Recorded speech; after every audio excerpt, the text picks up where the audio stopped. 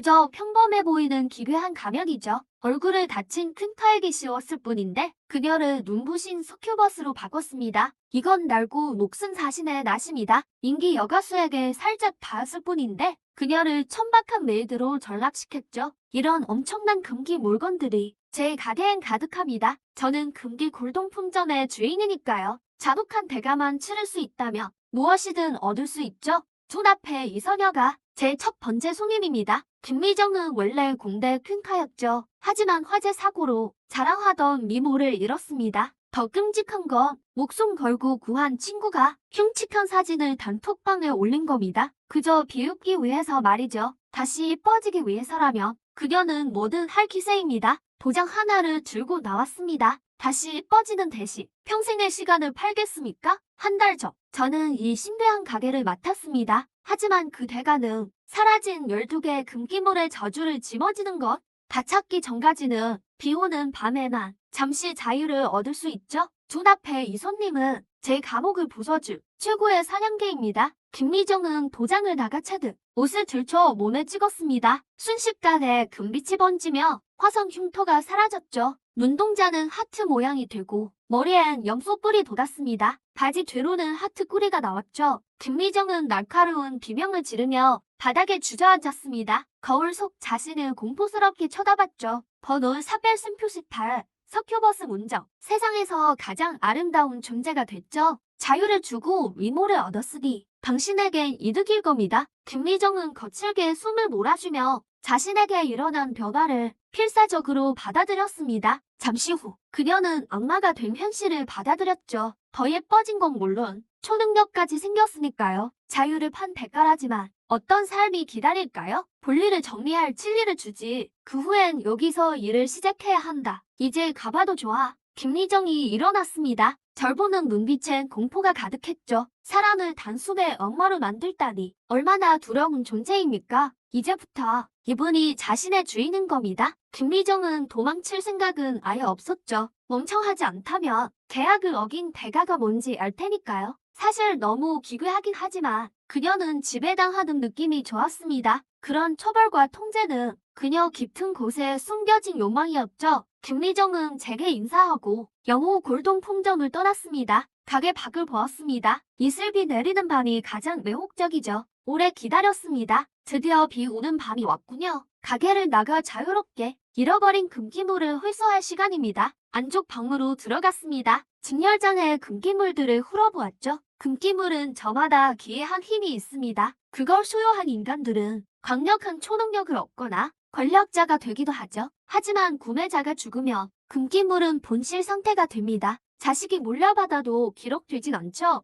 물론 그 자식들도 평범한 사람들은 아닐 겁니다. 만약 그들이 주제도 모르고 돌려주지 않겠다면 무력을 쓸 수밖에 없겠죠. 제 시선이 목숨 사신의 낫에 멈췄습니다. 번호 083표상 사신의 낫을 챙겨서 가게 뒷문으로 나가 클래식카 운전석에 앉았습니다. 품속에서 작은 수첩을 꺼냈죠. 표지엔 관리인 수첩이라 적혀 있습니다. 이 수첩에 골동품점의 거래 기록이 담겨있죠. 20년 전 정수환은 수명의 절반을 대가로 세일에 진주를 가져갔습니다. 정수환은 20년 전 혜성처럼 등장해 당대 최고의 가수가 되었죠. 하지만 2년 전 겨우 38의 나이에 병사했습니다. 최근 뉴스에 따르면 그녀의 딸 백사사가 재능을 완벽히 물려받았다고 하더군요. 20살에 데뷔하자마자 전국적인 인기를 끌며 수많은 팬을 거느리고 있죠. 번호 300표시비에 세일의 진주, 사용자에게 환상적인 목소리를 줍니다. 그게 지금 백사사에게 있겠군요. 남의 그린마 빌라, 백사사의 집입니다. 오늘 밤 연예계와 정계 인사들이 파티에 모였습니다. 그녀의 아시아 투어 성공을 축하하려 말이죠. 분장실에서 시끄러운 소리가 들립니다. 거는 양복의 경호원 둘이 한 뚱뚱한 팬을 끌어내고 있네요. 여신님, 제발 사인 한 장만요. 역겨워. 아무나 내 집에 들이다니. 어떻게 기어 들어온 거야? 거지들은 좀 꺼져주면 안 돼? 백사사는 겉으론 다정해 보이지만 속으론 가난한 이들을 경멸합니다. 가난한 놈들은 냄새가 나. 그 냄새에 알레르기가 있거든. 백사사는 폰을 내려놓고 정성껏 화장도 고칩니다. 그녀는 예쁘지 않습니다. 오히려 평범한 축에 속하죠. 그저 목소리 하나가 좋을 뿐입니다. 그녀의 노래는 사람을 홀리고 모두를 빠져들게 하니까요. 화장을 마친 백사사가 목걸이 펜던트를 어루만집니다. 세상은 정말 큰 무대야. 다행히 난 열쇠를 가졌지. 그녀도 잘 알고 있습니다. 지금 누리는 모든 것이 엄마의 유품 덕분이라는 거려. 엄마는 숨을 거두기 전 그녀에게 신신당부했습니다. 절대 이 물건을 쓰지 말라고요. 빌린 물건일 뿐이니 언젠가 주인이 찾으러 올 거라고 말이죠. 그 생각이 나자 백사사의 표정이 어두워지더니 눈빛이 탐욕스럽게 변합니다. 주인이 찾으러 온다고? 올 테면 와보라지. 이건 내 거야. 누구에게도 안 뺏겨. 그녀의 아버지는 겉으론 사업가지만 사실 환각제를 제조하는 지하 거물입니다. 별장에 고용된 보디가드들은 모두 실력 있는 해결사들이죠. 피도 눈물도 없는 놈들입니다. 백사사도 알고 있지만 뭐 어쩌겠습니까? 세상은 선과 악이 아니라 부자와 빈자로 나뉘는 법이죠. 그녀는 자신의 영향력을 이용해 아버지의 뒤를 봐주기도 했습니다. 그때 분장실 밖에서 발소리가 들립니다. 백사사는 가식적인 미소를 지으며 돌아봤죠. 하지만 상대를 확인하자마자 그녀의 미소는 사라지고 막막해졌습니다. 내 물건을 돌려받으러 왔어. 이건 또 무슨 새로운 수법이야? 빨리 꺼져. 안 그러면 보안요원 부를 테니까. 남자가 분장실로 들어왔다. 백사사의 목에 걸린 진주 펜던트를 응시했다. 백사사, 겨우 모아둔 가슴골을 황급히 가렸다. 혐오스러운 표정이었다. 이건 내 주인님들 보라고 있는 거야. 너 같은 찐따가 볼 수 있는 게 아니라고. 내 물건을 돌려받으러 왔다. 내 말이 말 같지 않아? 백사사가 나를 외래로 흘어부었다. 갑자기 뭔가가 떠오른 듯했다. 돈 줄게. 이건 이제 내 거야. 백사사는 생각했다. 이건 이 촌놈 집안 대대로 내려오는 물건이겠지. 촌놈들은 다 멍청하니까 세상 물정도 모르고 이 보물로 돈 벌 생각도 못 할 거야. 백사사가 일어났다. 팔짱을 끼고 자신만만하고 오한한 말투로 말했다. 100만 원이면 어때? 그래. 억지로 사고 파는 거 맞아. 하지만 이건 다 너를 위해서야. 평범한 사람은 죄가 없지만 보물을 가진 게 죄가 되지. 너 같은 놈이 이런 보물을 가지면 엄청난 화만 불러올 뿐이야. 낡은 납 하나 들고 여기서 행패라니. 호의를 베풀어도 모르니 괴롭힌다고 나를 원망하지 마. 꼭 문 밖에서 발소리가 들려왔다. 검은 양복을 입은 거구들이 분장실 입구에 나타났다. 내 눈에 근심이 서렸다. 앞으로 금기된 물건을 회수할 때마다 매번 이렇게 번거로워야 하나? 백사사가 그 표정을 예리하게 포착했다. 비웃음을 흘리며 말했다. 후회하니? 이미 늦었어. 이 세상엔 말이야. 너 같은 촌놈이 건드릴 수 없는 사람이 있어. 얘, 그딴 공부를 들고 나를 파성풍이라도 걸리게 할 셈이니? 나는 대답하지 않았다. 사신의 낯을 보안요원에게 휘둘렀다. 다음 순간 모두가 경악할 일이 벌어졌다. 보안요원이 그대로 바닥에 쓰러졌다. 숨이 끊어진 것이다. 죽었어. 이렇게 그냥 죽는다고? 말도 안 돼. 모두가 경악하는 가운데 낡은 도자기 단지를 꺼냈다. 번호 300샘표형이야. 봉혼마관. 봉혼마관은 영혼의 힘을 담아 영혼을 봉인할 수 있다. 0번 골동품종 규칙. 셋. 지배인은 매달 일정량의 영혼의 힘을 지하실의 공포스러운 금기 조각상에 바쳐야 한다. 평범한 영혼은 봉헌마관을 통해 조각상에 필요한 영혼의 힘으로 변한다. 이어 기괴한 일이 벌어졌다. 보안 요원은 분명 죽었는데 잿빛으로 변한 얼굴에 공포 섞인 표정이 나타났다. 마치 끔찍한 일을 겪는 듯했다. 그 광경에 보안 요원들은 겁에 질렸다. 그들이 반응하기도 전에 공중에 보랏빛 궤적이 그려졌다. 모든 보안 요원이 제자리에 멈춰섰다. 그리고 하나둘씩 쓰러지기 시작했다. 시체들은 기괴하게 공포에 질린 표정을 지었다. 일을 마친 나는 겁에 질린 백사사를 돌아보았다. 백사사는 몸을 심하게 떨었다. 마침내 털썩 무릎을 꿇었다. 제발 살려줘. 돈 줄게. 돈 아주 많아. 돈이라. 그건 나한테 아무 쓸모 없어. 넌 전혀 모르고 있어. 예전에 내 어머니가 그 펜던트를 얻으려 무엇을 바쳤는지 물론 알 턱이 없겠지. 비밀 유지가 거래 조건 중 하나였으니까. 백사사가 서둘러 목에서 진주를 뺐다. 가져가. 이제 안 가질게. 정말 필요 없어. 내가 잘못했어. 진주를 받지 않고 그녀 앞에 쪼그려 앉았다. 손으로 백사사의 턱을 치켜들었다. 난 단순한 걸 좋아해. 근데 내가 일을 복잡하게 만들었잖아. 백사사는 연신 고개를 저었다. 가슴 깊이 호해하고 있었다. 더 이상 자비를 베풀지 않았다. 손에 든 사신의 낫을 백사사의 몸에 살짝 갖다 댔다. 그녀는 그대로 바닥에 고꾸라졌다. 손에 들고 있던 진주가 굴러떨어졌다. 진주만 회수한 뒤 원래 목소리로 되돌려줄 수도 있었다. 진주를 잃은 백사사는 잠시 후 여도에서 큰 망신을 당할 터였다. 그 무례함에 대한 걸로 충분하겠지만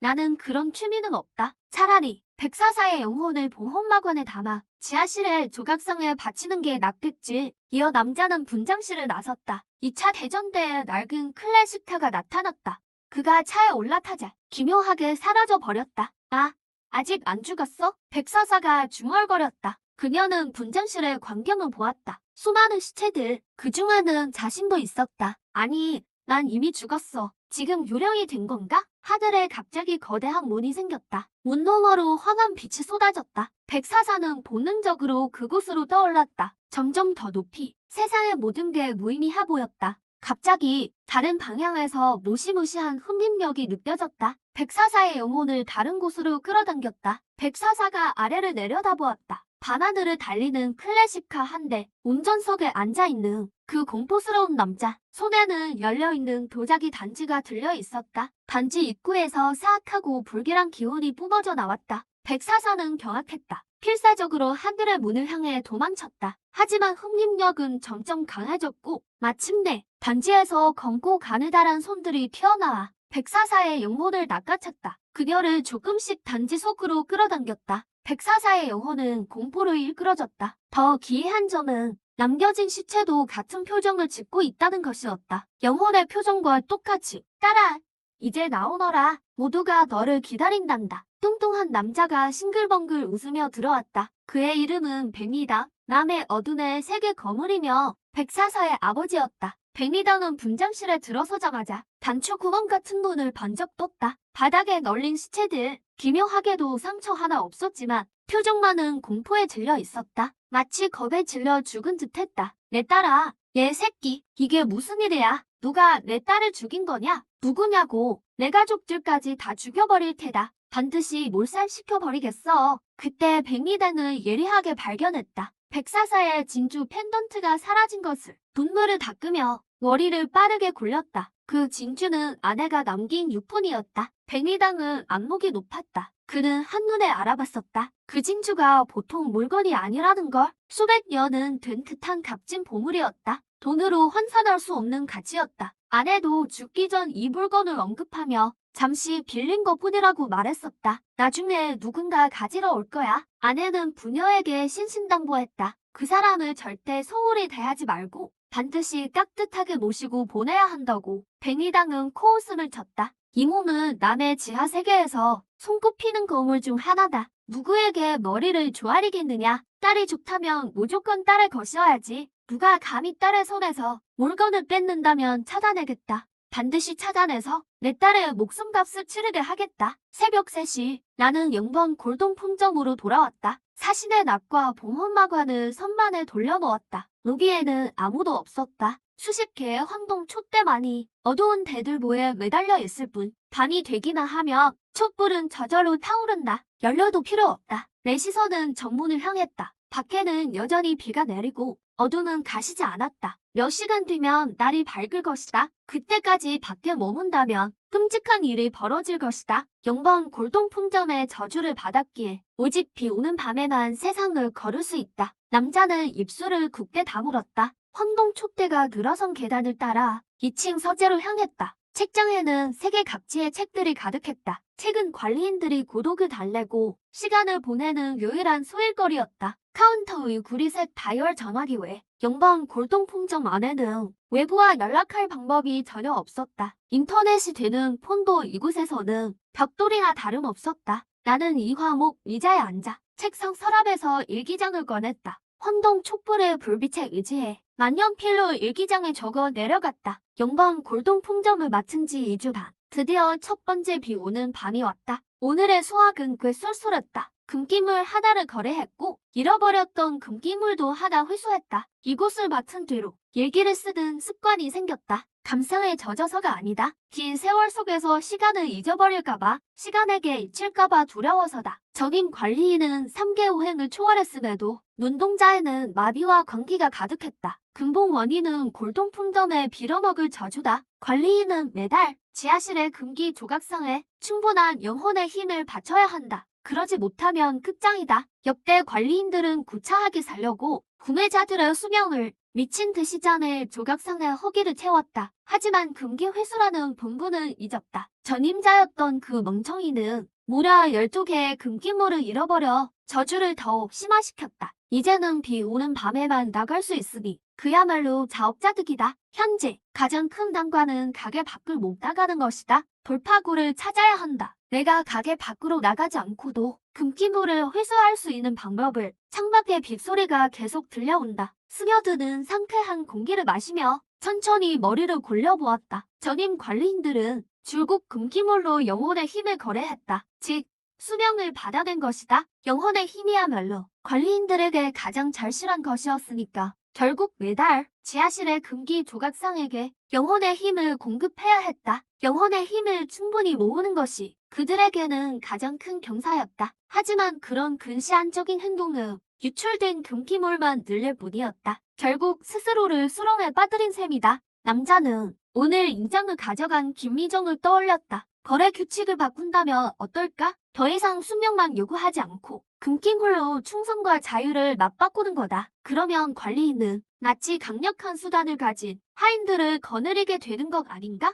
그 하인들이 있다면 금기물을 회수하듯 새로운 금기물을 찾아내든 모두 훨씬 수월해질 것이다. 지금처럼 비 오는 밤에만 나갈 수 있는 상황에서 금기물을 관리하기가 너무나 어렵다. 가장 치명적인 건 도무지 알 수 없다는 점이다. 금기물을 얻은 다음 구매자가 언제 죽을지를 말이다. 구매자가 죽으며 그 금기물은 분실 상태가 된다. 제대 회수하지 못하면 내 몸의 저주는 점점 더 깊어질 테고 나중엔 끔찍한 고통에 시달릴 거다. 비록 얘가 죽지 않는 불멸의 존재라 해도 그것은 생지옥일 뿐이다. 구매자들이 금기물을 회수하거나 새로운 금기물을 수습해 준다면 내 저주도 완전히 풀릴 수 있다. 내 눈이 점점 빛나기 시작했다. 구매자들을 기반으로 조직을 하나 만드는 거야. 이 조직 안에서는 모두가 금기물을 소유하고 모두가 나에게 충성을 맹세한다. 즉, 나에게 절대 복종하는 초월 조직인 셈이다. 앞으로의 거래는 두 종류뿐이다. 영혼을 바쳐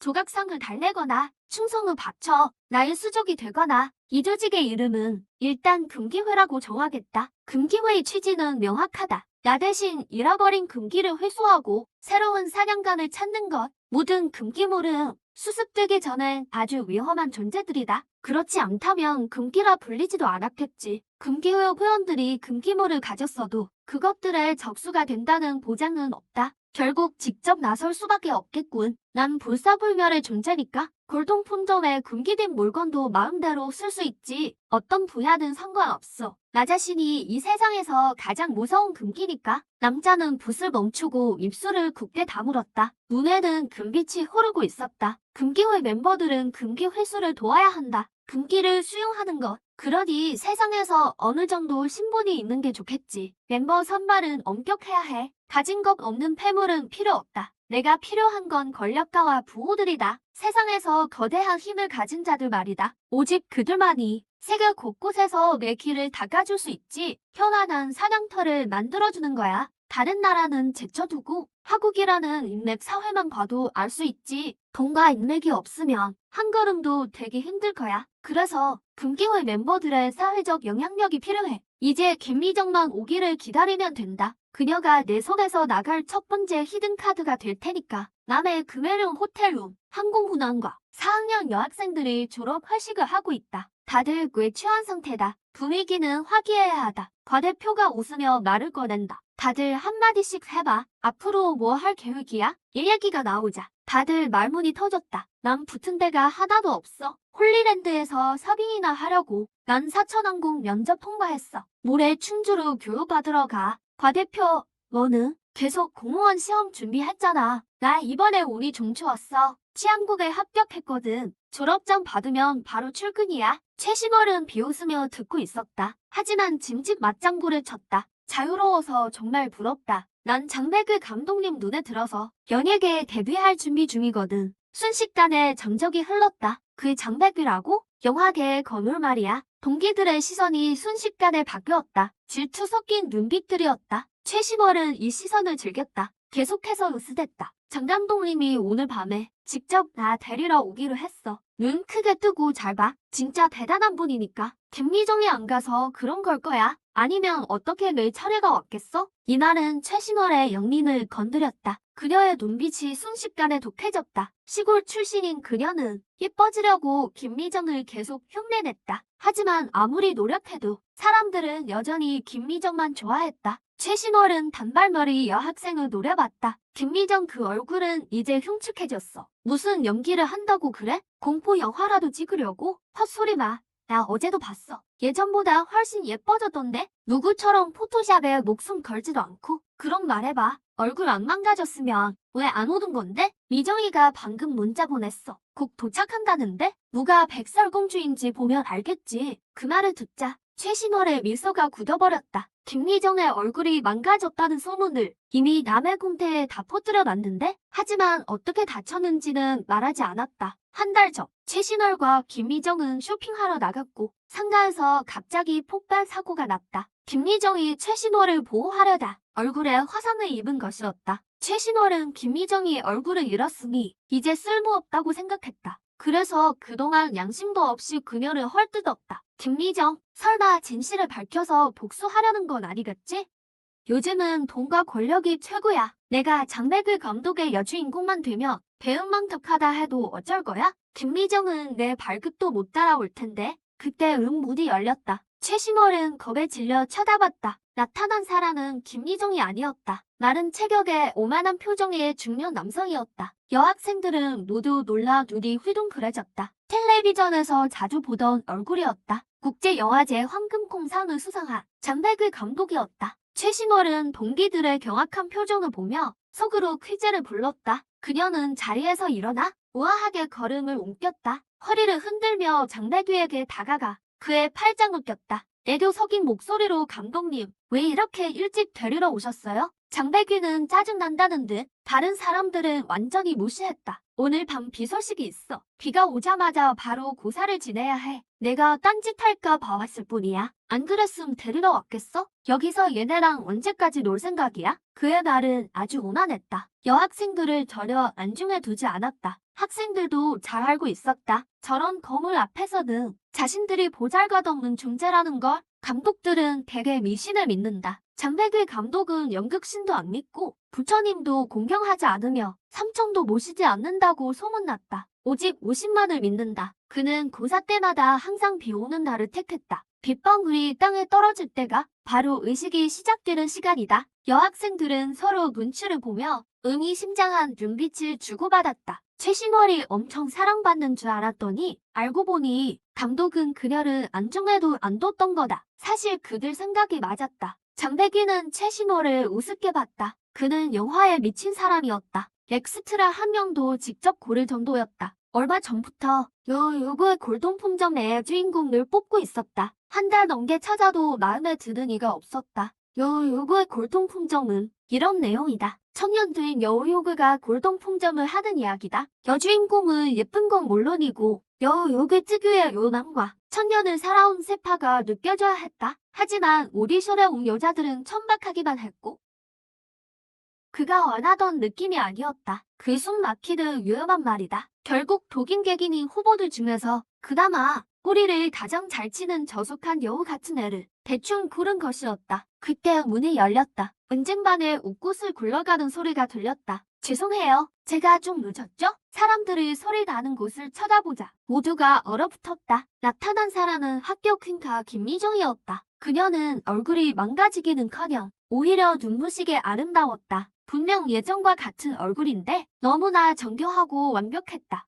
눈빛 하나하나에 사람을 홀리는 매력이 넘쳤고 몸짓마다 말로 표현 못할 분위기가 풍겼다. 예전에도 김미정은 꽤 화끈했다. 매일 밤 룸메이트들을 붙잡고 자기 영화를 보곤 했다. 성격은 불같았지만 결코 해픈 사람은 아니었다. 그녀의 입버릇 같은 말은 자신을 정복할 남자는 아직 없다는 것이었다. 그런데 지금의 그녀는 완전히 다른 사람이 된 것 같았다. 여자가 봐도 가슴 설레일 만큼 매혹적이었다. 최신월은 믿기지 않는 듯 김미정을 바라봤다. 분명히 병원도 같이 갔었고 얼굴이 망가지는 걸 내 눈으로 직접 봤는데 어떻게 이럴 수가? 어떻게 이렇게 예뻐졌지? 성형한 건가? 한 달 만에 이렇게 잘 될 리가 없는데? 게다가 저 묘한 분위기는 도대체 어디서 난 거지? 최신월은 찔리는 게 있었다. 김미정이 폭로할까봐 겁이 났다. 서둘러 장백규 감독을 끌었다. 우리 가요. 제작 발표회 가야 하잖아요. 장백규는 꼼짝도 하지 않았다. 최신월이 고개를 들어보니 장백규는 김미정만 빤히 보고 있었다. 희귀한 보물을 발견한 권기였다.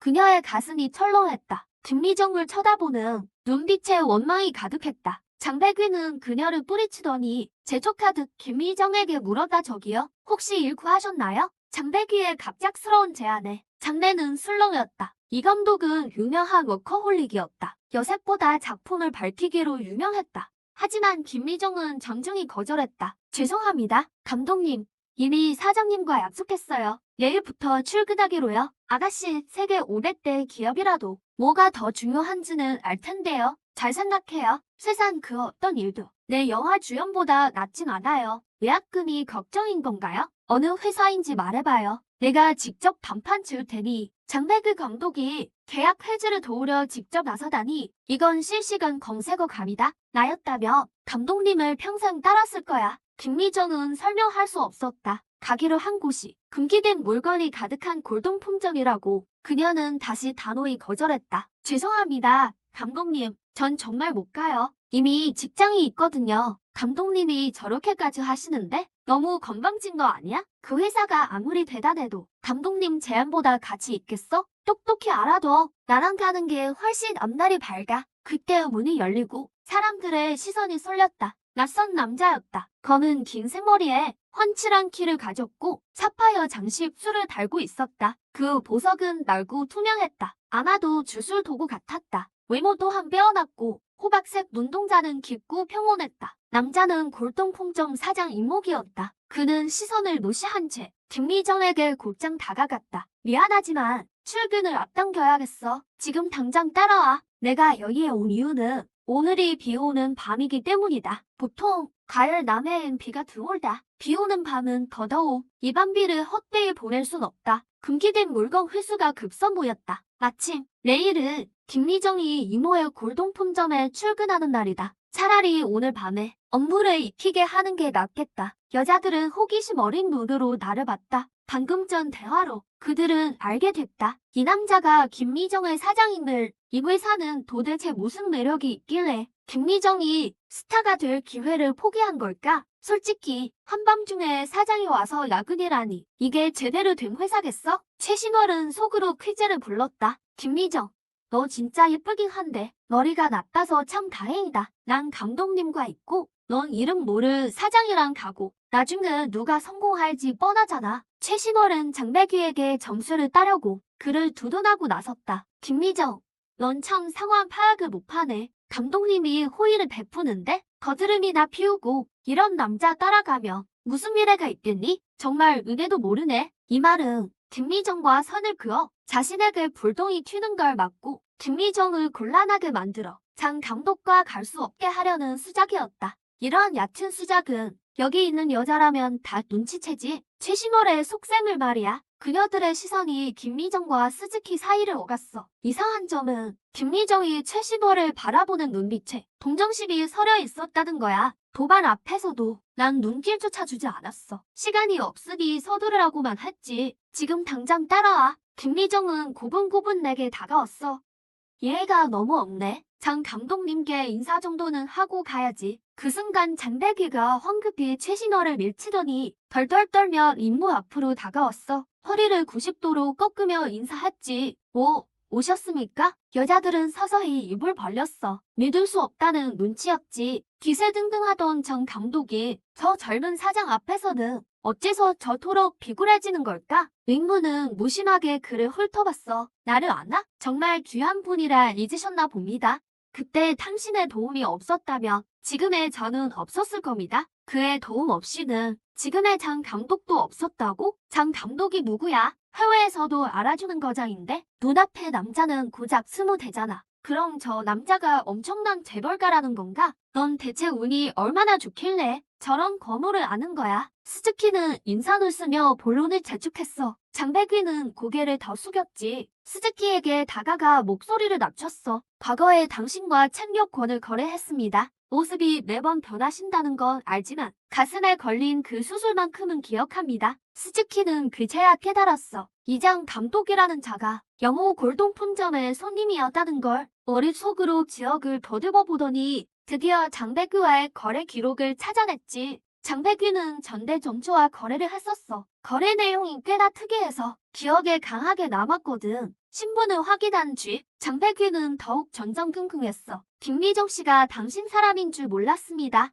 제 무례함을 부디 용서해 주십시오. 스즈키가 무심하게 대답했어. 그럴 여유는 없으리 됐어. 스즈키는 워낙 성격이 냉담했고 골동품점에도 사후 관리 따윈 없었지. 그는 더는 대꾸하지 않고 방을 그대로 나갔어. 장백위만 그 자리에 남아서 숨죽인 채 서 있을 뿐이었지. 김미정은 떠나기 직전 최신호를 불쌍하다는 듯 쳐다봤어. 그날 일은 입 밖으로 꺼내지 않았어. 마지막으로 내 체면을 생각해서 말이야. 그런데 굳이 사장님을 건드리다니 참 안 됐네. 장백위는 뭔가 눈치를 챘는지 역병이라도 본 듯 최신호를 밀쳐냈어. 이미 비는 내리기 시작했어. 오늘 촬영식은 취소다. 더 이상 우리 팀에 내 자리는 없어. 최신월의 눈빛에 공포가 서렸어. 감독님, 감독이라 부르지 마. 나까지 엮이게 하지 말고. 장백위는 말을 마치자마자 도망치듯 그곳을 빠져나갔어. 저분은 대체 정체가 뭐야? 장 감독님이 저 사람 때문에 최신월을 잘랐어. 이 세상의 진짜 권력자란 바로 저런 사람을 말하는 걸까? 사람들을 웅성거리기 시작했어. 스즈키의 정체를 추측하거나 최신월의 가십거리를 늘어놨지. 단장 이명월만이 침착함을 유지했어. 수사부 관찰자로 발탁된 인물답게. 그는 장백위의 눈속 깊은 공포를 봤어. 그리고 저 젊은 남자. 결코 평범한 재벌 2세가 아니야. 존재 자체가 금기이자 주범이었지. 이명월은 민모의 얼굴을 가슴에 새겼어. 건물 아래에서 김미정은 클래식카를 보고 입을 떡 벌리고 말았어. 빈티지 마이바흐였거든. 영상으로만 보던 귀한 차였지. 이런 연식의 클래식카는 보통 부자들의 소장용 골동품인데 실제로 도로 위를 달리는 건 처음 봤어. 하지만 남자의 정체를 생각하니 모든 게 당연해 보였지. 김미정이 조수석 문을 열려는데 운전석에 스즈키가 조수석을 힐끗 보며 말했어. 뒷좌석에 앉아. 사장은 내가 옆에 앉는 게 싫은 걸까? 보통 남자들은 미녀를 옆에 태우는 걸 좋아한다던데 이 사장은 확실히 평범한 남자가 아니었고 나 역시 그를 홀릴 만큼의 미녀는 아니었지. 네, 알겠습니다 하고 뒷문을 열렸는데 스즈키가 그제야 그녀를 쳐다봤어. 너한테 한 소리 아니야. 저한테 한 소리가 아니라고요? 그럼 누구한테 한 거죠? 김미정은 뒤늦게 뒷좌석을 살폈어. 누군가 앉아있는 듯한 기분이 들었지. 그녀는 얼른 조수석에 올라탔어. 차는 출발했어. 속도가 아주 빨랐지. 기이하게도 가는 길마다 초록불이었어. 한참을 달리는 동안 브레이크 한 번은 밟았지. 신호등이 이 차의 편의를 봐주는 것 같았어. 아니면 감히 차를 막지 못하는 걸지도. 차 안에 정적이 흐른 뒤 김미정이 용기를 내어 물었어. 사장님, 장 감독님도 거래를 했었나요? 난 김미정을 슬쩍 쳐다봤어. 입가에는 옅은 미소가 번졌지. 나쁘지 않네. 뭐가요? 겁이 안 나냐고요? 정신력이 좋아. 안 그러면 앞으로 일하기 힘들 텐데. 김미정은 자신의 다리를 내려다봤어. 겁이 없는 게 아니라 그저 둔감력이 뛰어난 것뿐이었지. 그런 둔감력을 가진 그녀조차 스즈키에게 말 거는데 한참이 걸렸으니 이 사장이 얼마나 매압적인지 알만했지. 장백위는 20년 전에 리나오 골동품점에서 물건 하나를 거래했어. 20년 전 갑자기 유명해진 게 거기서 거래한 물건 덕분인가요? 난 고개를 끄덕였어. 그런 셈이지. 김미정은 흥미가 생겼어. 그게 대체 뭐였나요? 내 입가에 미소가 걸렸고 천천히 말을 이어갔어. 자기 생식 능력을 주고 낡은 책 몇 권을 바꿨지. 기록에 따르면 20년 전 장백위는 골동품점을 찾아왔어. 영화로 만들 좋은 이야기를 원했지만 죽는 건 또 무서워했지. 영혼의 힘을 팔기 싫어했거든. 그래서 전대정주는 자신이 오랜 세월 동안 직접 써 내려갔던 소설들을 장백위에게 넘겨주었어. 장백위는 이미 아내가 임신한 상태라 자신의 생식 능력을 대가로 지불했지. 사실 이건 괜찮은 거래야. 아이를 간절히 원하는 사람들은 남녀를 불문하고 수명을 깎아서라도 생식력을 원할 테니까. 영혼으로 거래하는 건 금기 물품만이 아니야. 가입력, 건강, 선량함, 심지어 악독함도 영호 골동품점의 거래 대상이지. 물론 평범한 골동품으론 거래할 수 없지만 사실 악독함 따위는 가치도 없어. 점주가 그런 쓸모없는 걸 받을 리 없지. 김미정의 얼굴은 경악으로 물들었어. 그녀는 꿈에도 몰랐겠지. 장배그가 그런 거래로 성공했다는 걸. 난 그녀를 힐끗 쳐다봤어. 생각을 다 꿰뚫어 본 듯 말했지. 그런 사람은 드물어. 영호 골동품점을 찾는 이가 거의 없거든. 여긴 막다른 길에 다다른 큰 운명을 가진 자들만 오는 곳이니까. 정보를 곱씹던 김미정이 물었어. 우리 오늘 밤엔 뭘 하나요? 금기 물품을 회수하러 간다. 밤 10시 남해 구릉산 고가의 슈퍼카들이 상기를 질주합니다. 엔진 굉음, 여자의 비명, 폭주하는 금수저들의 아드레날린을 자극하자 그들은 미친 듯이 가속 페달을 밟으며 괴성을 질러댑니다. 가장 빠른 속도로 선두를 달리는 부가티 베이론에는 빨간 머리 청년이 타고 있습니다. 형님, 오늘 컨디션 최고인데요? 이 정도면 당장 대회에 나가도 되겠어요. 니들이 몰라서 그래. 우리 조 형님 오늘 기분 재즈거든. 왜요? 하하하. 우리 누나가 곧 죽거든. 무전기 넘어가 순식간에 조용해집니다. 친누나가 죽는데 안 기쁘겠냐? 수백억 자산이 다 내 거가 될 텐데. 부모님이 도망이 드셨지. 어떻게 회사를 여자한테 맡겨? 나보다 공부 좀 더 한 게 다잖아. 차영님, 일단 아니, 누나 이름 듣고 드릴 말씀이 있어요. 모르는 차 한 대가 우릴 따라잡으려 해요. 진짜야? 남해에 그런 실력자가 있다고? 무슨 차인데? 마이바흐 같아요. 근데 조 형님, 직접 한번 보세요. 무슨 소리야? 어떤 엄청난 슈퍼카길래 내 차보다 좋을 리가. 벌써 우리 추월했어요. 형님 쪽으로 갑니다. 빨간 머리가 급히 백미러를 봅니다. 그대로 얼어붙고 말죠. 세상에 마이바흐 더 볼류상입니다. 차를 정말 사랑하는 사람이 아니라면 이름조차 들어본 적 없을 차죠. 꽤나 고전적인 별명이 있거든요. 빈티지 클래식카. 이 차 대전 전에 단종된 골동품인데 그가 왜 여기서 나오죠? 녹이 잔뜩 슬고 도색은 다 벗겨졌습니다. 야밤에 저런 게 나타나다니. 귀신이라도 곡할 모르시죠? 청년은 머리를 굴려 짐작해봅니다. 어떤 부자가 클래식카 껍데기에 성능만 엄청나게 개조한 게 분명해. 돈이 아주 많은가 본데? 이런 골동품을 구해서 이렇게까지 튜닝을 하다니. 근데 이딴 차로 진짜 슈퍼카를 이겨? 웃기지 마. 나한테 도전하려면 다음 생에 나와라. 그 클래식카가 결국 청년을 따라잡습니다. 오기가 생긴 청년이 옆을 쳐다보죠. 그런데 그 순간 청년의 눈이 휘둥그레집니다. 차는 그대로 가드레일을 들이받았죠. 다행히 명줄은 길었습니다. 죽지는 않았네요. 머리에 피를 흘리며 뒤집힌 차에서 기어 나옵니다. 청년은 그 차를 바라봅니다. 가물거리는 테일램프를 보며 공포에 질려버리죠. 다리가 호들거립니다. 평생 잊지 못할 장면을 봤거든요. 차 안은 돌 3개로 나뉘어 있었습니다. 운전석엔 한 남자가 운전 중이고 조수석엔 미녀가 앉아 있었죠. 여기까진 평범합니다. 소름 끼치는 것, 바로 뒷좌석입니다. 르네상스 시대 옷을 입은 외국인들이 단란한 가족처럼 나란히 앉아 있었죠. 그들은 로도 반투명한 모습에 온몸은 피투성이었고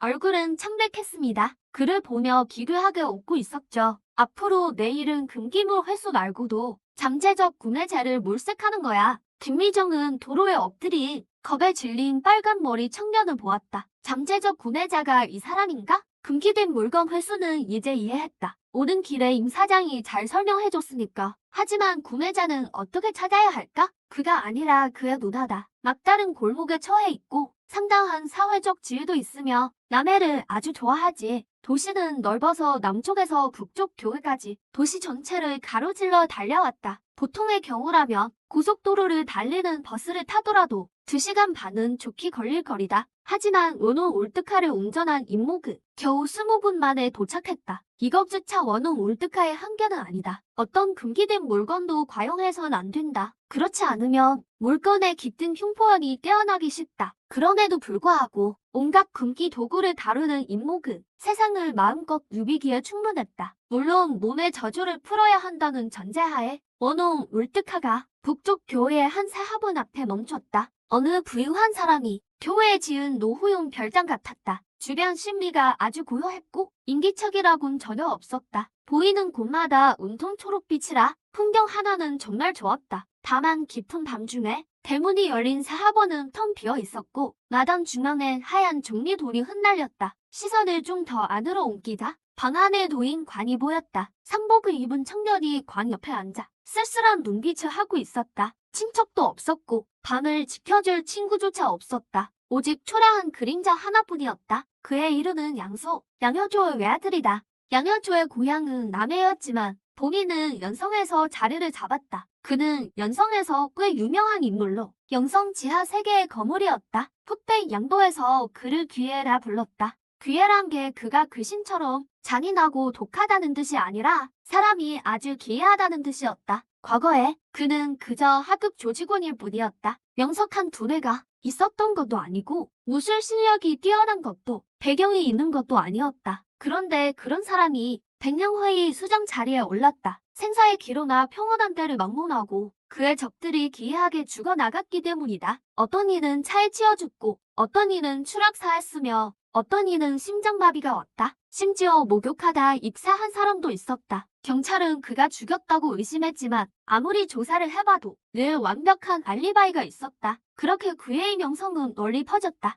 누군가는 그가 요술을 부린다 했고 누군가는 저주를 건다고 했다. 어쨌든 건드려선 안 될 인물임은 분명했다. 일주일 전 그애가 자다가 죽자 경쟁자들이 백령회의 사업장을 집어삼켰다. 원수들은 기다렸다는 듯 그를 공격했고 친구들도 모두 그를 멀리했다. 친척들조차 조문을 오지 않았다. 양소는 일주일 만에 세상의 냉혹함을 깨달았다. 남은 돈으로 중고 승합차를 사서 아버지의 거는 남의 구택으로 옮겨왔다. 두 눈이 벌겋게 충혈된 채로 가을바람 속에서 영정사지만 얹고 있었다. 갑자기 대문 쪽에서 차 불빛이 보였다. 양소가 고개를 들어 바라보자 멍하던 눈에 서서히 생기가 돌았다. 그저 지나가는 차가 아니라 이곳을 찾아온 차였다. 양소는 이미 재산을 다 내놓아 원수와 경쟁자들의 배를 불려준 뒤였다. 그러니 원수가 찾아올 리는 없었고 그렇다면 조문객일 것이 분명했다. 점점 다가오는 이들의 모습이 보였다. 남녀 한 쌍이었다. 남자는 용이 수노인 거는 도포 차림이었는데 꽤 오래되어 보이는 옷이었지만 아주 값비싸 보였으며 수집품으로 삼기에 충분했다. 여자는 아주 아름다웠고 검은 겉옷을 입은 채 남자의 뒤에서 검은 우산을 씌워주고 있었다. 김미정은 임목의 뒤를 따르며 조심스럽게 그를 훔쳐보았다. 이 신비로운 존재가 잃어버린 금기 물건을 어떻게 회수할지 궁금했다. 단도직입적으로 요구할 것인가? 아니면 초자연적인 힘을 보여주어 상대방이 스스로 바치게 할 것인가? 임목은 빈소 앞에서 발걸음을 멈추고 고개를 들어 기대에 찬 초췌한 청년을 바라보았다. 그리고 향도에 꽂힌 향세 자루를 흘어보았다. 양소가 빈소 밖으로 걸어 나와 지친 미소를 지으며 물었다. 근처에 사시는 분인가요?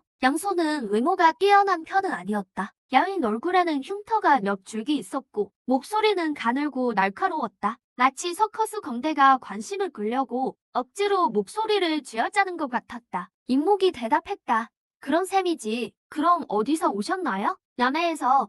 양소는 멈칫하더니 즉시 무언가를 떠올렸다. 혹시 아버지가 생전에 빌린 게 있나요? 맞군요.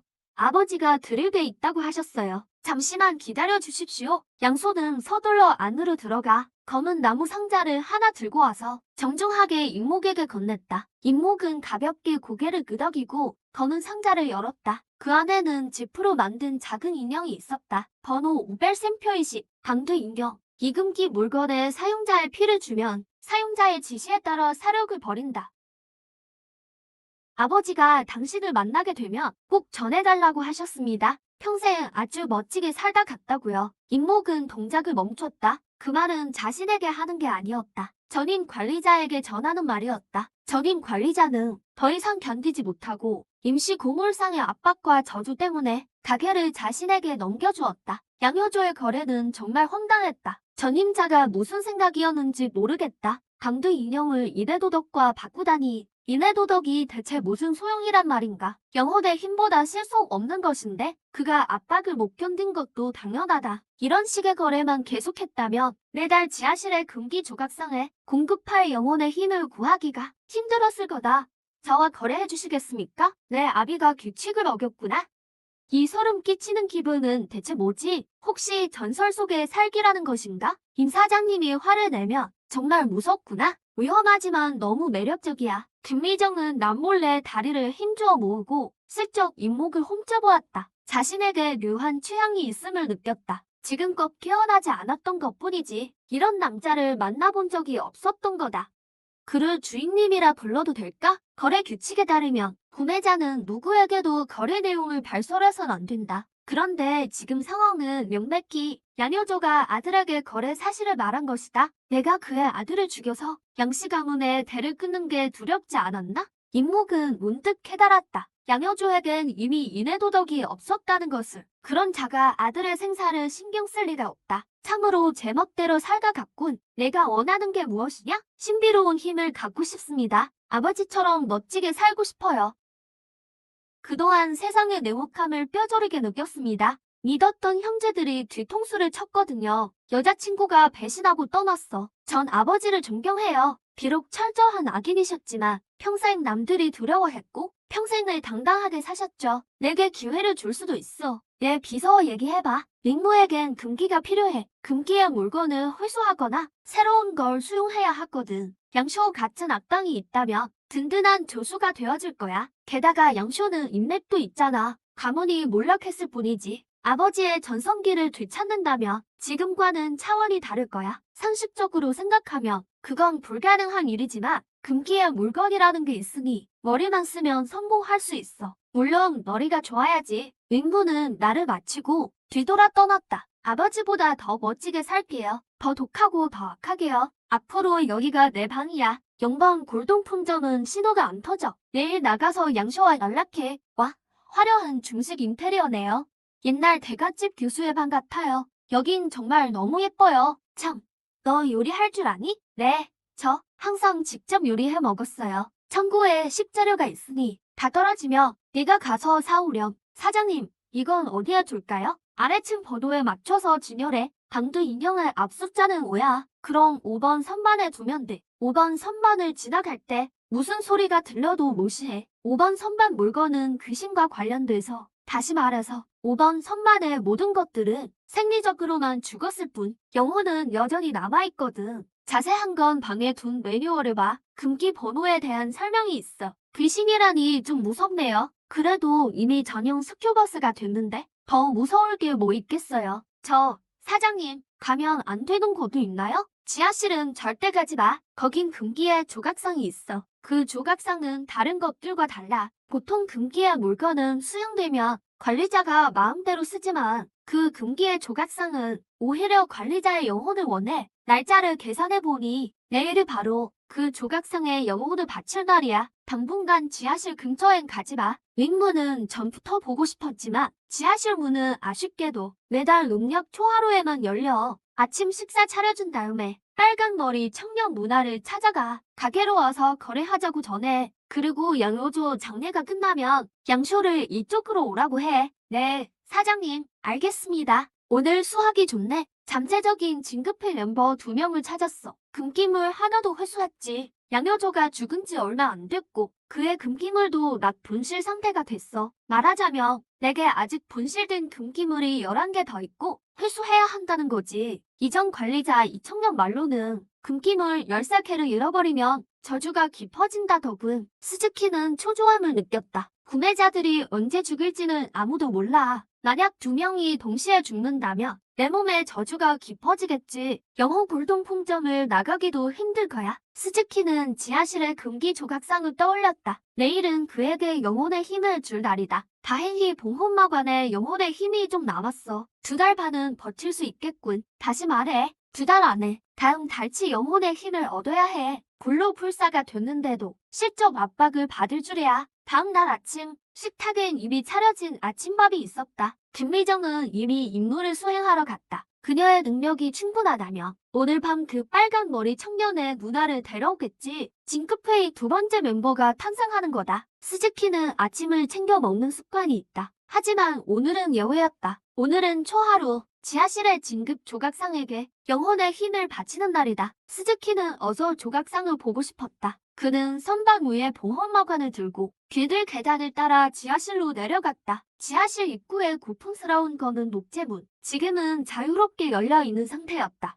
스즈키는 심연처럼 캄캄한 내부를 보며 발을 내디뎠다. 지하실에 들어선 순간 넓은 지하실 속 곳곳에 놓인 365개의 청동 촛대에서 초록색 불꽃이 확 타올랐다. 스즈키는 놀란 듯 주변을 살폈다. 초록색 불꽃은 전혀 뜨겁지 않았고 오히려 서늘한 기운마저 느껴졌다. 스즈키는 조각상이 석상 안에 있음을 알았다. 그는 앞으로 다가가 보험마관을 열었다. 석상이 갈라지며 터져나오고 그 안에서 백옥 해골이 나타났다. 낡은 검은 로브를 걸치고 품에 작은 검은 상자를 안은 채 황금 옥좌에 앉아 있었다. 스즈키가 온 것을 보고 백옥 해골은 천천히 고개를 들었다. 공포스러운 외압감이 엄습했다. 평범한 사람이 여기 있었다면 정신력이 강해도 무릎 꿇고 절했을 것이고 정신력이 약하다면 아마 그 자리에서 기절했을 것이다. 이전 관리자는 말했다. 골동품점에서 가장 무서운 것은 바로 이 금기 조각상이라고. 지하실에 들어오면 삼고구배를 해야 한다고 했다. 스즈키는 황당하다고 생각했다. 그는 누구에게도 무릎 꿇지 않는다. 상대가 살아있는 신일지라도 말이다. 조용히 좀 해. 저주가 깊어지든 말든 상관없어. 내 놈 같은 조각상은 더 이상 영혼의 힘을 얻지 못할 줄 알아. 백옥 해골은 스즈키의 손에 든 보험마관을 뚫어지게 보더니 고개를 숙이며 타협했다. 스즈키가 보험마관을 열자 영혼의 힘이 구체화되어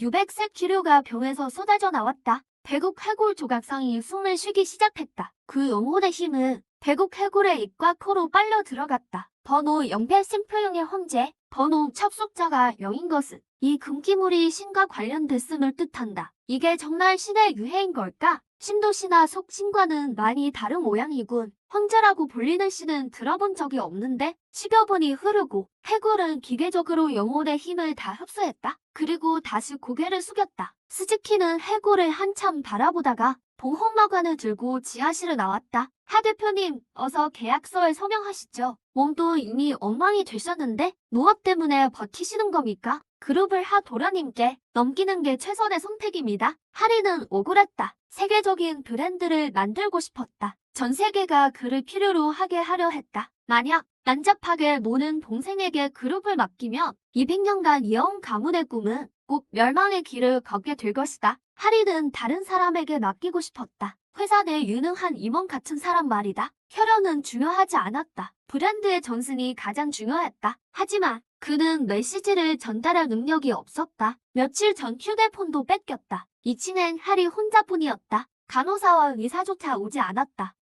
그는 연금된 상태였다. 대표님, 이건 주주들의 뜻이기도 합니다. 내가 계약서에 서명하면 그룹은 동생 하계명의 손에 들어간다. 그는 철없는 아이일 뿐이라 주주들에게 뼈도 못 추릴 거다. 나는 그저 동생이 행복한 부자로 살길 바랄 뿐이다. 이런 험한 일에 휘말리지 않고 호의를 베풀 때 서명하시죠. 하 도련님이 말씀하셨습니다. 얌전히 계약서에 서명만 하면 여기서 편히 죽음을 맞게 해준다고요. 서명하지 않는다면 도련님이 수단을 쓰셔도 온망 마십시오. 잊지 마세요. 오아시스 병원은 도련님 소유입니다. 살 수도 죽을 수도 없게 만드는 건 일도 아닙니다. 하리의 눈가가 떨렸다. 믿기지 않는 듯 변호사를 모았다. 그는 주주들이 수단을 써서 병원을 조종하는 줄 알았다. 오해였다. 주주들의 배신은 굴욕적이었지만 동생의 배신에서 오는 분노가 머리끝까지 치밀어 올랐다. 어머니가 돌아가신 후 동생을 지극정성으로 보살폈는데 참으로 비정한 멍청이구나. 변호사는 위협이 통했다고 느꼈다. 비꼬는 듯한 눈으로 하리를 보았다. 구름 위에 군림하던 권력자를 발 아래 두니 말할 수 없는 쾌감이 느껴졌다.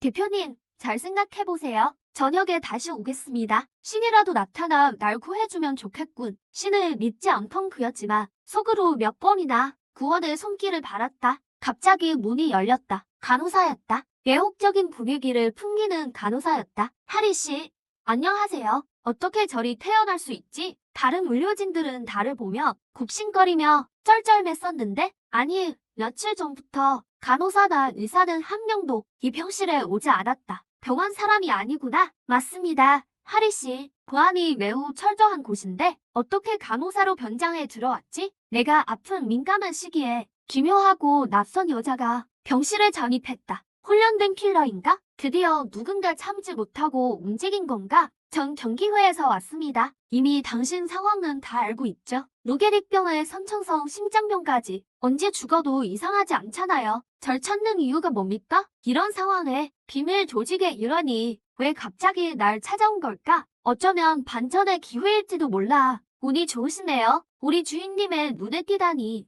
심장이 멎을 만큼 아름답고 실력 있는 킬러 같은 이 여자가 정체가 뭐야라니. 경기회는 대체 어떤 조직일까? 당신 주인은 좀 바보 같네요. 안 그랬음 절 선택했겠어요? 당신도 보셨잖아요. 전 지금 아무 데도 못 가요. 목숨이 언제 끊길지도 모르는데 당신들께 아무 도움도 안 됩니다. 샤리는 자기 처지를 비웃었습니다. 그런데 간호사 복장의 미녀가 갑자기 깔깔대며 웃더군요. 당신이 불쌍해서 그런 거예요. 안 그랬음 관심도 없었겠죠? 우리 주인님은 구경을 참 좋아해요. 특히 니물의 부활을 만드는 이야기를요. 비참한 운명에 감사해야 할 겁니다. 안 그랬으면 평생 주인님 이름조차 못 들었겠죠? 실물을 뵙는 건 꿈도 못 꿀 테고요. 세상이라니 무슨 뜻이지? 설마 날 고쳐주겠다는 건가? 그리고 그건 또 뭐야? 평생 이름조차 들을 수 없다니 이름을 듣는 것만으로도 은혜라고? 주인이 세계적인 재벌이라도 되나? 아니면 제국의 최고의 칭인가? 주인님 앞에서 연기하게 된 걸 영광으로 생각하세요. 그런 하찮은 수작은 부리지 말고 봐주시는 것만으로도 감사하세요. 샤리는 왠지 모르게 상대가 자신을 무시한다 안 느꼈죠? 그에겐 어떤 직감이 들었습니다. 주인님이라는 분을 만나면 운명에서 벗어날 수 있을 거라 샤리는 자신의 직감을 믿었습니다. 이런 날카로운 직감 덕분에 그는 세계의 꿈을 키워나갈 수 있었죠. 그는 그 주인을 만나고 싶었습니다.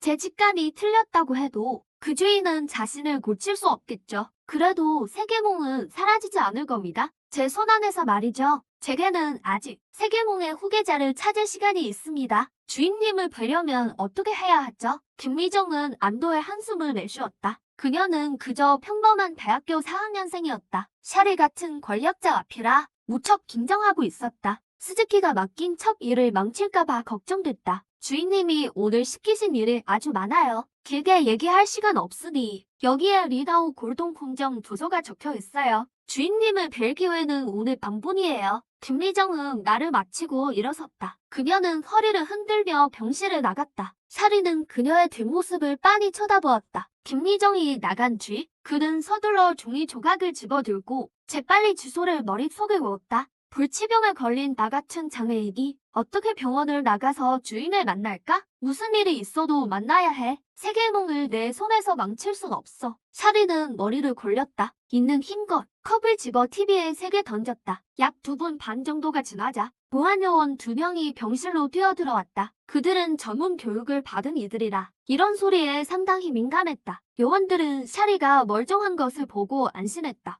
혹시 샤리가 자살이라도 한다면 그들 모두 처벌을 면치 못했을 것이다. 조 변호사한테 전화해 계약서에 서명하겠다고 전해라. 대신 나를 어디 좀 데려가 줘야겠어. 아버지의 유품을 찾아야 하거든. 걱정 마. 1시간이면 돌아올 거다. 그를 병실에서 기다리게 해. 요원들은 서로 눈치를 보더니 팀장이 밖으로 나가 어딘가로 전화를 걸었다. 보내줘라. 계약만 할 수 있다면 뭐든 상관없다. 혹시 함정 아닐까요? 거기서 아는 사람이라도 만나서 도움을 요청하면 어떡합니까? 니들이 계속 지켜볼 거잖아. 얌전하면 그냥 두고 수작 부리면 바로 끌고 허튼 소리라도 짓거리면 그놈까지 같이 잡아와. 네, 알겠습니다. 남해에 이런 누추한 곳이 있다니 구시가지보다 더 엉망인데? 여기 정말 사람 사는 거 맞아? 우리 골탕 먹이려는 거 아니야? 아무리 봐도 빈집뿐인데 안산거리를 몰라? 들어본 적 없어? 그럴 만도 하지. 남의 토박리나 알까? 지금 내 눈에 보이는 모든 게 옛날 모습 그대로야. 민국 시대의 유산이지. 그때부터 지금까지 보존된 거라고? 그럼 가장 완벽하게 보존된 거리야. 사실 이 일은 세계몽 그룹과도 관련 있어. 80년 전 세계몽의 주인은 하철이었지. 그때 당시 관청이 세계몽에 큰 빚을 졌거든. 그래서 이 거리를 세계몽에 넘겨줬어. 빚 탕감용으로 말이야. 세계몽 소유라고? 근데 왜 혜택 개발이 안 됐어? 건축 유산 보호 구역이라는 명목으로 세계몽이 여길 허물지 못하게 했거든. 명의만 세계몽 소유인 셈이지. 사실상 국가 소유라 다름없어. 하철이 완전히 호구 잡혔네. 보안 팀장은 마음이 놓였다. 샤리가 딴 생각을 할까봐 걱정했는데 이제는 걱정할 필요가 없겠어. 이런 곳에 누가 살겠어? 경기홀 사람들이 설마 이런 곳에서 날 만나겠어? 그 여자가 사기꾼인 건가? 세계몽에 원한이 있어서 날 비웃으러 온 거냐고. 저기 봐. 진짜 사람이 살고 있네? 샤리는 급히 시선을 돌렸다. 과연 멀지 않은 곳에 고풍스러운 2층 건물이 있었다. 입구에는 붉은 초록 두 개가 걸려 있었다. 샤리는 연신 주변을 살폈다. 건물 입구에 현판이 보였다. 이름은 영호골동품점. 다 왔어. 샤 총장님 내려드려. 요원이 서둘러 차에서 내렸다. 트렁크에서 휠체어를 꺼내더니 거칠게 샤리를 휠체어에 옮겼다. 다른 두 의원도 차에서 내려 샤리 양옆에 섰다. 혼자 들어가고 싶다. 그건 안 됩니다.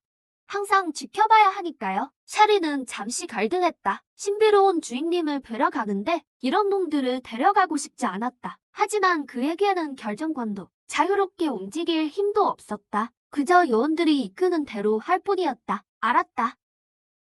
하씨 가문에 이런 엄청난 곳이 있다니 이 안에 물건들은 수천억 되겠어. 샤리는 경악을 금치 못했다. 그는 한때 남의 최고의 부유층이었고 지금도 대단한 자산가다. 그만큼 암흑은 있었다. 여기 있는 물건 하나하나가 세월의 흔적이 느껴지는 골동품이었다. 계단과 가구들까지 전부 다. 이런 엄청난 규모는 나라 전체를 뒤져봐도 보기 힘들다. 대지의 안산거리에 왜 이런 골동품점이 있는 거지? 게다가 왜 난 전혀 몰랐을까?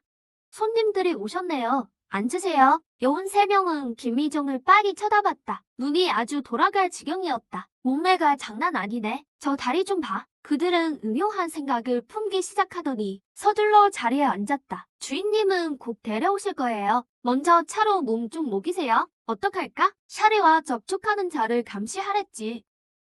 저 여자 말이야. 우리가 좀 손봐주자고. 얘 말은 조 변호사한테 보고할 때 샤리가 저 여자한테 비밀을 누설했다고 하는 거야. 그럼 저 여자를 바로 잡아갈 수 있잖아. 좋아.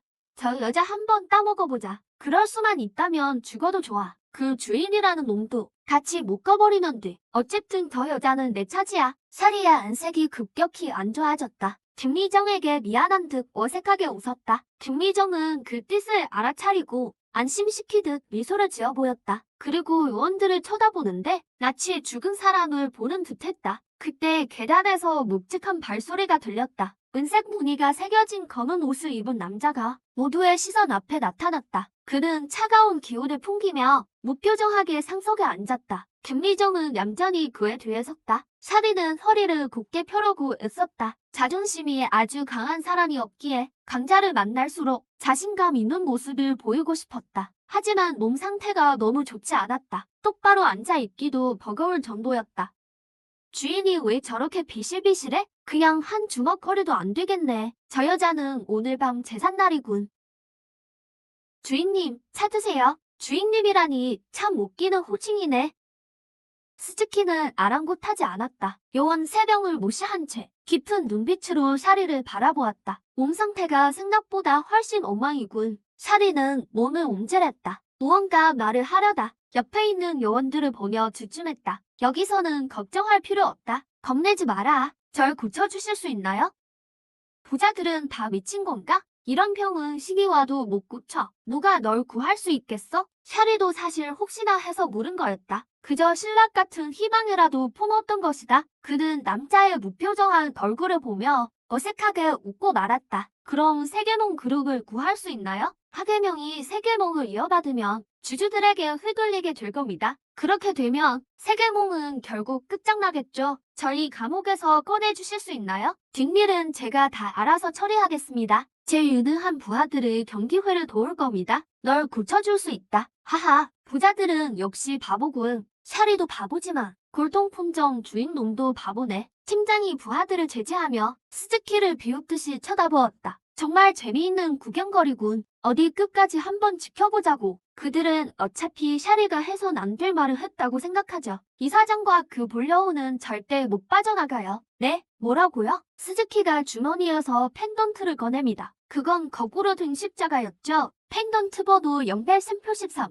카인의 낙인. 씨는 최초의 살인자를 처벌하기 위해 그의 머리에 표식을 새겼습니다. 그리고 영원히 죽지 못하도록 저주했죠. 살림자는 처음에 이게 저주인 줄 몰랐어요. 오히려 축복이라고 생각했죠. 그는 긴 수명으로 상옥 제국을 건설했고 백작이 되기도 했습니다. 모든 목표를 완수하고 인간의 모든 부귀영화를 누렸죠. 마침내 그는 외로움을 느꼈습니다. 영생이 가장 무서운 저주임을 깨달은 거죠. 그래서 죽음이 그의 새로운 목표가 됐습니다. 결국 그는 저주를 풀 방법을 찾아냈죠. 이마의 표식을 음판에 새겨 거꾸로 된 십자가를 만들었습니다. 그제야 해방될 수 있었죠. 이 거꾸로 된 은재 십자가는 그 살림자의 이름을 따서 카인의 낙인이라 불립니다. 15세기에 드라큘라 백작이 카인의 낙인을 발견해 뱀파이어 종족을 창조했습니다. 물론 지금 뱀파이어 종족은 사라졌죠. 하지만 당신이 카인의 낙인을 가게 되면 당신도 영생할 수 있습니다. 애들 속여요? 그렇게 진지한 표정으로 말하더니 가짜 골동품이나 파는 사기꾼이었군요. 좀 그럴듯한 이야기를 하세요. 이건 너무 말도 안 되잖아요. 계약서까지 쓰면서 여기 오려 한 건 이 사람을 만나기 위해서였겠죠? 이제 사기꾼인 걸 알았으니 손해가 맙심하겠네요. 멍청한 샤리는 멍하니 스즈키를 바라봤습니다. 첫 반응은 역시 믿기 힘들다는 것이었죠. 하지만 이성은 그게 아니라고 말했습니다. 상대는 거대한 골동 품종을 가졌고 아름다운 여종까지 거느리고 있죠. 병자인 자신을 상대로 이런 장난을 칠 만큼 한가할 리 없었습니다. 내가 초자연적인 사건을 겪는 건가? 어떻게 하면 가질 수 있죠? 하하하, 믿었어. 저런 헛소리를 믿다니. 당신은 기꺼이 이 다음 장을 위해 어떤 대가를 치르겠습니까? 뭐든 하겠습니다. 무엇이든 좋아요. 살 수만 있다면요. 당신의 영혼을 여기에 저당 잡히고 나에게 충성을 맹세하십시오. 내가 당신에게 영생을 주겠습니다. 기꺼이 그러겠습니다. 그는 이제 당신 것이에요. 이제부터 당신은 금기회의 일원입니다. 나의 가호가 있다며 사신조차 당신을 지옥으로 끌고 갈 수 없죠. 다음 순간 이변이 일어났습니다. 보안 팀장의 웃음소리가 뚝 끊겼죠. 눈빛은 경악에서 혼란으로 다시 혼란에서 철저한 공포로 변했습니다. 샤리가 일어섰습니다. 바닥에서 스스로 일어난 거죠. 그녀의 피부는 창백해지기 시작했고 마른 몸은 신비로운 힘으로 생기를 되찾았습니다. 원래 병약했던 여자가 순식간에 매혹적인 여인으로 변했죠. 차가운 기운이 샤리의 몸에서 뿜어져 나왔습니다. 야매를 호령하던 그 여의장이 정말 지옥 끝에서 돌아온 겁니다. 샤리는 믿기지 않는 듯 몸의 변화를 느꼈습니다. 어릴 때부터 몸이 약했던 그녀는 이런 강인한 신체를 느껴본 적이 없었죠. 그녀가 생각하자 몸이 다시 변했습니다. 눈동자가 검은색에서 붉은색으로 마치 두 개의 핏빛 달처럼 변했죠. 허리 뒤에서 박쥐 날개가 옷을 뚫고 공중에 드러났습니다. 스즈키는 정신을 차리고 계속 관리자 수첩을 넘겨보았습니다. 누군가 판을 짜놓은 게 아닌가 의심했죠. 그래서 골동품종 관리자가 된 게 아닐까 하고요. 왜냐하면 이 가게는 자신 같은 사장이 필요했으니까요. 스즈키는 소환석의 사인 기록을 찾았습니다. 소환석은 딱 2번 사용되었는데 두 번째는 하절이었죠. 하지만 첫 번째는 관련 기록이 없었습니다. 그저 소환석을 사용했다는 언급뿐이었죠. 첫 사용은 한대의 관리자 시절이었습니다. 그때는 당나라 때였죠. 설마 그렇게 한가한 사람이 1400년 전에 나에 대한 소원을 빌었을까요? 자신이 영우 골동품점의 관리자가 된 건 그저 우연일 겁니다. 결국 1400년 전인데 누가 나를 알겠어요? 만약 누군가 내 운명을 설계했다면 난 온갖 수단을 동원해서 그 사람을 가만두지 않을 겁니다. 잃어버린 금기 물품을 회수하고 새로운 금기 물품을 찾아라. 세상에 이렇게 많은 금기가 있다니. 이 금기들은 너무 무섭고 너무 매혹적이야. 사실 사장님이 가장 큰 금기죠. 맞아요. 인간은 상상도 못할 금기가 사장님에겐 그저 수집품일 뿐이니까요. 김미정은 샤리의 놀라운 변화가 좋았습니다. 금기회 내에서의 서열은 이 높으신 여회장보다 훨씬 높으니까요. 예전에 샤리를 만날 수 있는 유일한 방법은 그녀를 위해 서비스하는 것뿐이었죠. 그녀를 위해 공연하세요. 그러니 노력해야 합니다. 세계문 그룹 회장 자리를 되찾으세요. 그래야만 금기회를 위해 더 많은 일을 할 수 있으니까요. 전 이미 자진해서 영혼을 바쳤습니다. 지금은 그분의 여종이 되었죠. 임 선생님이 저를 알아봐 주셔서 정말 감사해요. 죽음의 문턱에서 허덕이던 미천한 저를요. 노력하겠습니다. 샤리는 기회를 보았습니다. 금기회의 회원이 된 것은 초자연적 세계에 발을 들인 것과 같죠. 성장의 한계가 왔던 세계몽 그룹에게 금기회는 새로운 돌파구가 되었습니다. 꼭 다시 세계몽을 장악하겠습니다. 금기회를 위해 목숨도 바치겠어요. 사람들은 어디 갔어? 다시 전화해봐. 조 변호사의 눈에 공포가 서렸습니다. 주주들은 이미 샤르가 계약하려는 걸 압니다. 샤르가 죽기 전에 주주들은 처리할 급한 일이 많았죠. 오늘 밤 그들은 모든 일을 제쳐두고 심야 회의실에서 계약서를 기다리고 있습니다. 만약 실수로 샤리를 놓쳐버린다면 주주들이 그를 가만두지 않을 겁니다. 조 변호사, 여전히 안 받아요. 조 대변호사님을 이토록 화나게 한 게 뭐죠? 조 변호사는 이 목소리를 듣자마자 눈이 번쩍 뜨였습니다. 샤리의 목소리였죠. 샤리가 돌아왔어요. 허튼 수작 안 부린 걸 다행으로 아세요? 안 그랬으면 내가 당신을... 조 변호사가 말을 다 마치기도 전에 한 걸음씩 다가오는 샤리를 보았습니다. 그 눈에 믿기지 않는다는 빛이 서렸고 뒷말을 억지로 삼켰죠. 샤리가 정말 일어났습니다. 어떻게? 설마 아까 만난 그 사람에게 무슨 첨단 약물이라도 있는 건가? 죽기 직전에 힘을 끌어올리는 건가? 역시 200년 전통의 거대 그룹답게 이런 무시무시한 저력이 있군요. 찾을 필요 없어요. 그 셋은 안 올 테니까 일어난 건 대단하다고 인정하죠. 하지만 여기 돌아오지 말았어야 했어요. 아직도 예전과 같다고 생각합니까? 명령 한마디면 세계몽 직원들이 다 따를 줄 알고요. 너무 자신만만하고 천진하네요. 정말 멍청하군. 보안팀, 이 여자를 병실로 끌고 가. 오늘 계약서는 좋든 싫든 무조건 써야 할 겁니다. 조 변호사가 말을 마치자 보안요원 10여 명이 험악한 표정으로 서서히 샤리를 에워쌌습니다. 샤리의 길을 가로막았죠. 맨 앞에 요원이 샤리에게 손을 뻗어 그녀를 붙잡으려 했습니다. 샤리의 손가락이 갑자기 발톱처럼 변하더니 날카로운 손톱이 순식간에 요원의 목을 끊어버렸습니다. 모든 보안 요원이 그 모습에 압도되어 공포와 불신이 가득한 표정을 지었습니다. 샤리의 발걸음은 멈추지 않았죠. 한 걸음 내디딜 때마다 요원 2명의 몸에 구멍이 뚫렸습니다. 피가 콸콸 쏟아지고 숨이 끊어졌죠. 조 변호사는 서서히 입을 벌린 채 경악하며 이 광경을 지켜봤습니다. 다리가 심하게 떨렸죠. 그들에게 메시지 보내요. 곧 도착한다고 말해. 네, 샤리 회장님, 진정하세요. 지금 보낼게요. 조 변호사가 편집한 문자를 보냈다. 고개를 들고 아첨하는 미소를 지으며 한마디 꺼내기도 전에 샤리의 손가락이 그의 목을 그었다. 몸을 돌려 떠나며 피 묻은 손수건을 뒤로 던졌다. 조 변호사는 힘을 잃고 바닥에 쓰러졌다. 하얀 손수건이 그의 머리 위로 떨어져 마지막 시야를 가렸다. 병자 하나 처리하는데 이렇게 오래 걸리다니. 조초리는 정말 쓸모없군. 상대는 샤리야. 그한테 당했던 일을 벌써 잊었어? 무릎 꿇고 빌던 데를 잊었냐고. 규부인은 샤리에게 죄를 지은 뒤 외딴 별장에 숨어 지냈다. 어느 날 밤 잠에서 깨보니 침대는 온통 피로 물들어 있었고 이불 속엔 반려견이 머리가 있었다. 그는 겁에 질려버렸고 다음 날 샤리 앞에 달려가 빌었다. 이 일은 회사 전체가 다 안다. 직원들이 모르는 사실은 그가 부른 모델도 죽었다는 거다. 모델의 팔을 베고 누워 있었는데 죽은 모델의 눈이 그를 보고 있었다. 그 잿빛 죽음의 눈동자를 그는 평생 잊지 못할 거다. 한 번만 더 말해봐. 싸우지들 마요. 결말은 좋잖아요. 샤리도 결국 항복했어.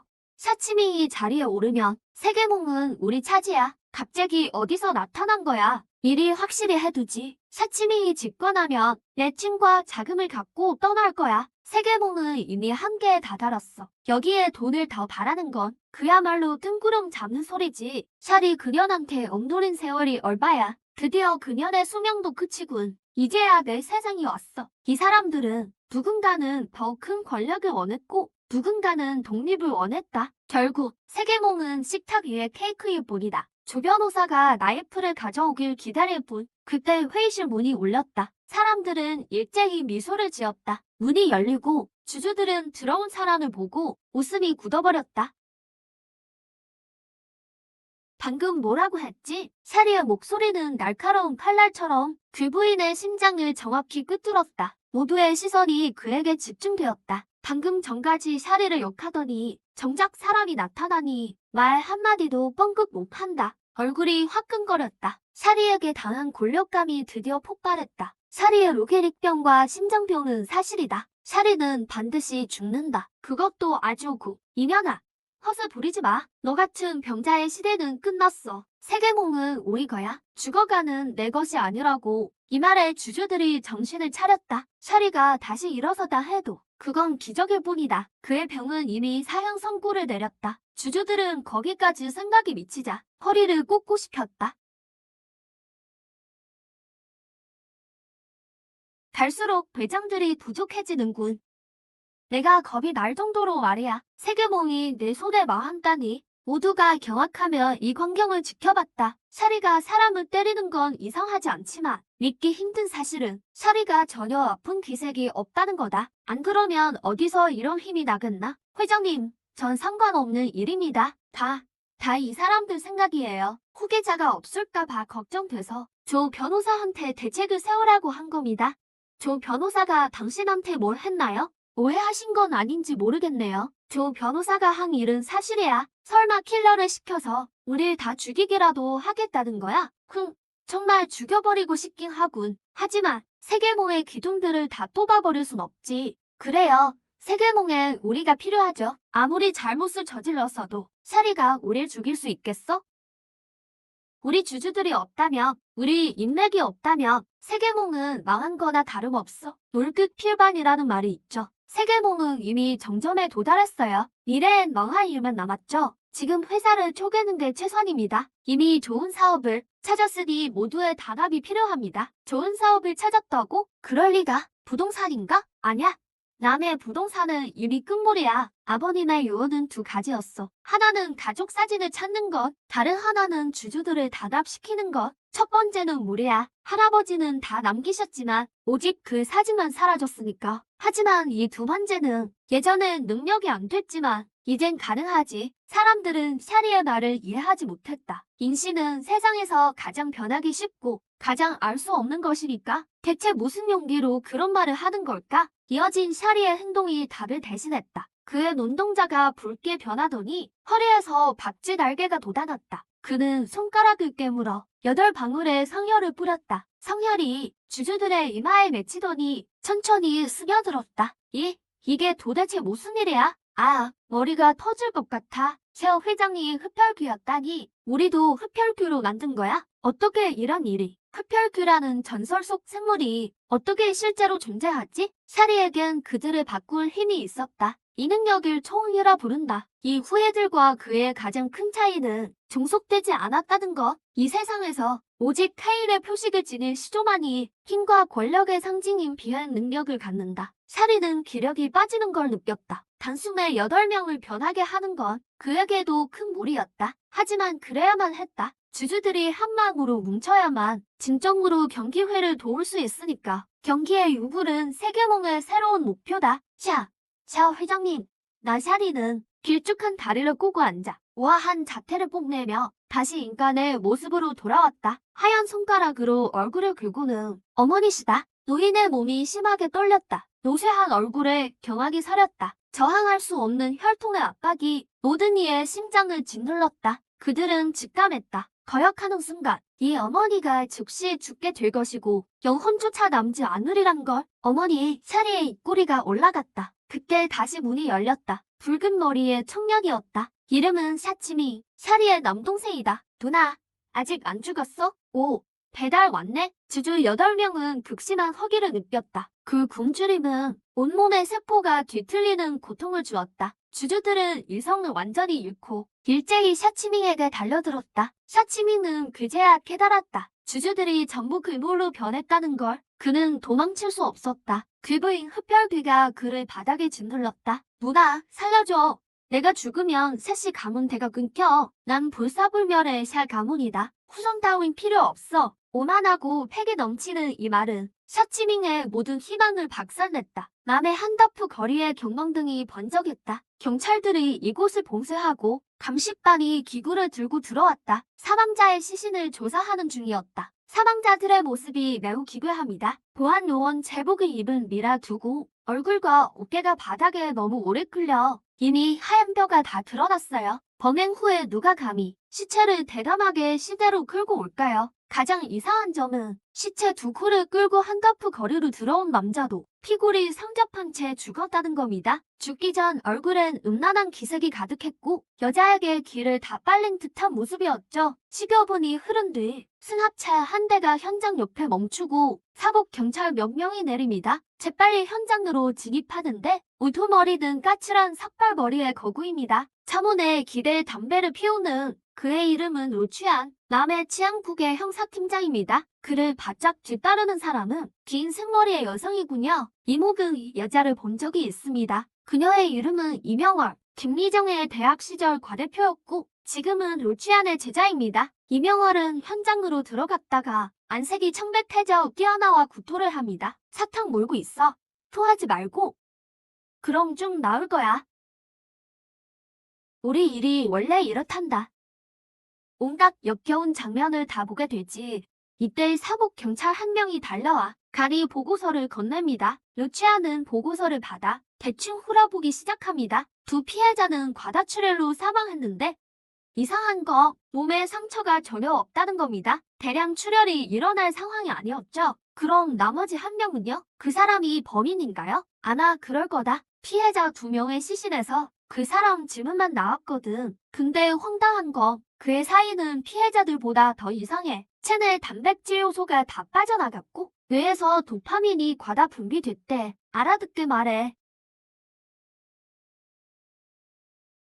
과도한 성관계로 인한 독상 쌓입니다. 돌연사라고 봐야죠. 법의 학자는 죽기 직전까지 그 짓을 했다더군요. 법의 학자가 미친 거 아니야? CCTV 확인 결과 범인은 죽기 전까지 시체 2구를 끌고 왔는데 어떻게 그런 짓을 해? 이명월도 미간을 찌푸립니다. 이 세 사람의 사이는 정말 너무 이상하네요. 최근 또 다른 이상한 사건이 있지. 이미 8명이나 실종됐어. 어젯밤 치안국은 과학 수사를 통해 알아냈지. 우도가 마지막으로 목격된 곳이 서쪽 교외의 한 폐사찰이라는 걸. 그날 밤 조사단을 파견해 기술적 수단을 동원해서 8명의 흔적을 찾아냈지만 그들은 마치 증발한 듯 사라졌단다. 루치아는 오늘 이명월을 데리고 서쪽 교위를 조사할 계획이었지만 생각지도 못한 이런 일이 터진 거죠. 저도 너무 말이 안 된다고 생각해요. 그래서 몰래 그놈 가랑이를 만져봤거든요. 제 오랜 경험을 걸고 맹세컨대 그는 죽기 전에 절대 안 그랬어요. 거길 만져봤다고? 그래.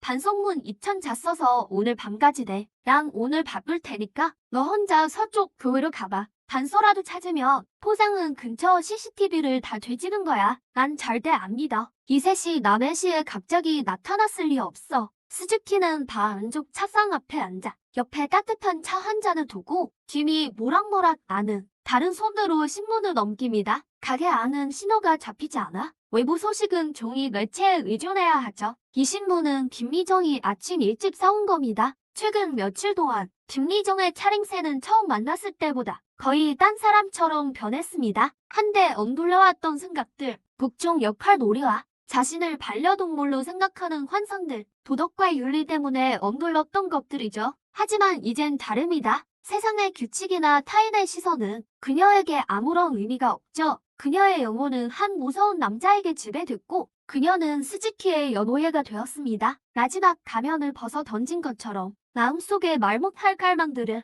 완전히 쏟아내기 시작했죠. 김미정은 몰래 이목을 훔쳐보고는 얼굴에 실망한 기색을 내비칩니다. 주인님은 정말 나를 노예로만 대하시네. 집안일만 시키고 아침 사고 신문 사오게 하고 묘한 기류도 없고 욕망도 느껴지지 않아? 남자의 충동조차 보이지 않다니 내가 좀 더 대담해져야 하는 걸까? 스즈키가 어찌 알겠습니까? 김미정의 머릿속에 야릇한 상상이 가득한 걸. 그는 진지하게 신문을 읽어 내려갑니다. 이건 며칠 전 신문이군요. 유명 가수 백사사, 자택에서 돌연사. 왜 신고를 안 했을까? 어둠의 세계의 복수라고 생각하나? 동종업계의 보복일까 두려워. 신고조차 못한 모양이군. 백사사의 아버지가 직접 복수하려다 보네. 스즈키는 비웃음을 흘리며 계속 신문을 넘깁니다. 오늘자 신문을 보게 되자 그의 눈빛이 깊어집니다. 한다프 거리에서 끔찍한 살인사건 발생. 치안국은 정밀 수사 중. 역대 관리인들도 이렇게 파격적인 짓은 안 했을 텐데 내가 한 이유는 그들과 이념이 다르기 때문이지. 역대 관리인의 임무는 3가지뿐이다.